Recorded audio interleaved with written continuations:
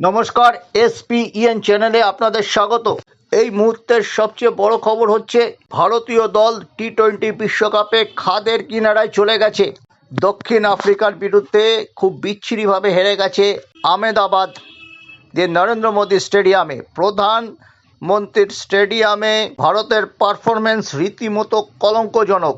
এখানেই ফাইনাল হওয়ার কথা আইসিসি টি-20 ওয়ার্ল্ড কাপের। 8ই মার্চ ইন্ডিয়া কি আবার আহমেদাবাদে ফিরতে পারবে?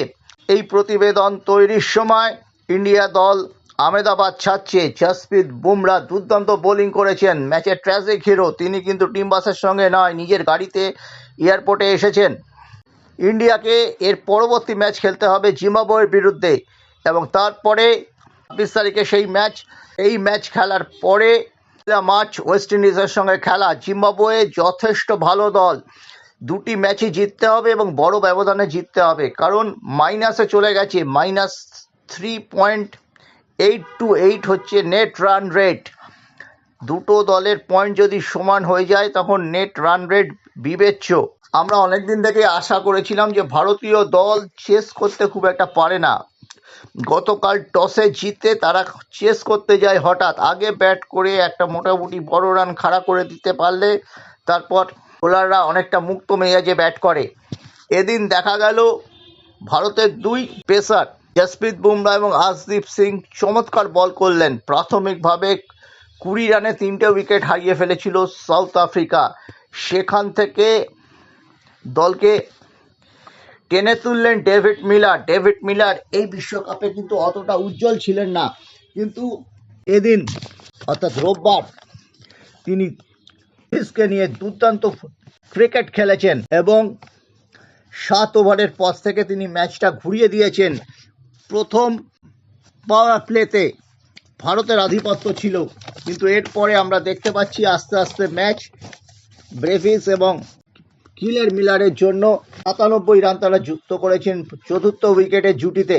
পরবর্তীকালে ভারতের যে টার্গেট ছিল 187, সেটা বেশ বড় টার্গেট ছিল। ভারত প্রথমে কিন্তু দু উইকেট হারিয়ে ফেলেছিল এবং সেখানেও দেখা যাচ্ছে ভারতীয় ওপেনিং জুটি এদিনও সফল হতে পারেনি। 188 রান তারা করতে গেলে প্রথম উইকেটে 50-60 রান হওয়া দরকার ছিল, কিন্তু আমরা দেখেছি তিলক ভার্মা এবং সেই সঙ্গে ঈশান কিষান তারাও আউট হয়ে গেছে।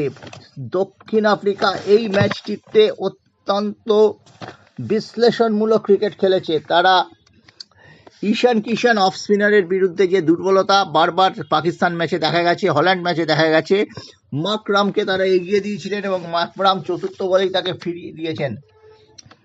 অফ স্পিনারদের বিরুদ্ধে খেলতে অসুবিধা হচ্ছে অভিষেক ঈশান কিষানের।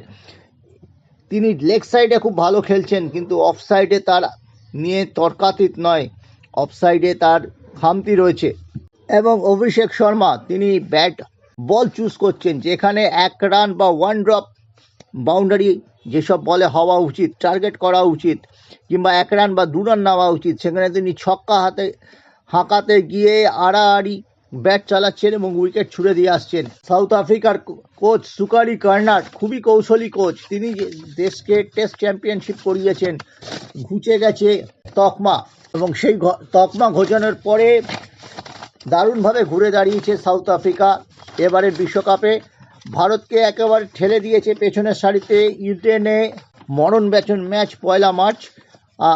জিম্বাবুয়ে যথেষ্ট ভালো খেলছে, আশা করা যায় নিজেদের ভুল ত্রুটি শুধরে নিয়ে ভারতীয় দল ট্রেনে খেলতে নামবে। কিন্তু এখানেও একটা কথা আছে, ভারতীয় দলে গৌতম গম্ভীরের যে রাজ চলছে দুষ্খাতে, তিনি হল্যান্ডের প্লেয়ার, তিনি ইন্ডিয়ার সহকারী কোচ, তিনি ব্যাটসম্যানদের কি পরামর্শ দেবেন না তার পরামর্শই বা শুনতে যাবে কে? এমনকি রায়ান টেন দুষ্খাতে এমন কি বড় প্লেয়ার, ভারতীয় দলের মতো একটা দলের অ্যাসিস্ট্যান্ট কোচ এবং ব্যাটিং পরামর্শদাতা হিসেবে তিনি কাজ করছেন। স্বয়ং গৌতম গম্ভীরও রয়েছেন সেখানে ব্যাটসম্যানদের। তার কি যোগ্যতা আছে আমরা দেখেছি। একটা ককাস তৈরি করেছেন গৌতম গম্ভীর।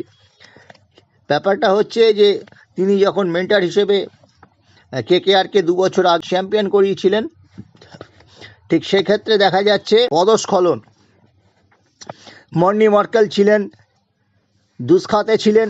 যেহেতু গৌতম গম্ভীর রয়েছেন, তিনি বিজেপির প্রাক্তন সাংসদ এবং জয় শাহ বোর্ডের প্রধান না হলেও তিনি আইসিসির প্রধান, এবং মিঠুন মানহাস তারই একদম খাস লোক ওখানে বসে আছে। বোর্ডটা পুরো জয়সাই চালান, সেটা দেখে বোঝা যায়। আর গিরগিটির মতো রং বদলানো রাজীব শুক্লাও আছেন, যিনি এখন বিজেপি, কংগ্রেস থেকে বিজেপি করেন।